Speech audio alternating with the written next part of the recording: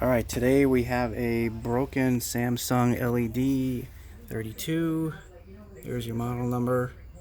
No power. It was blowing the fuse, the low side fuse.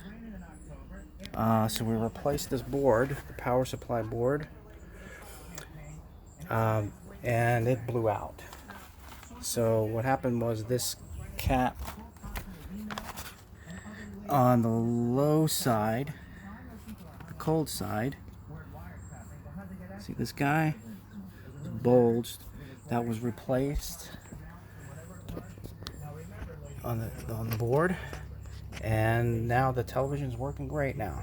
So just one tip when you're replacing this board, if you're replacing the whole board, slide it, take the screws out, slide it left and out. Don't pull straight up on it. And make sure it's unplugged and everything, and your harnesses are back in when you are finished. And make sure this ground screw is in. Okay, thanks a lot, folks.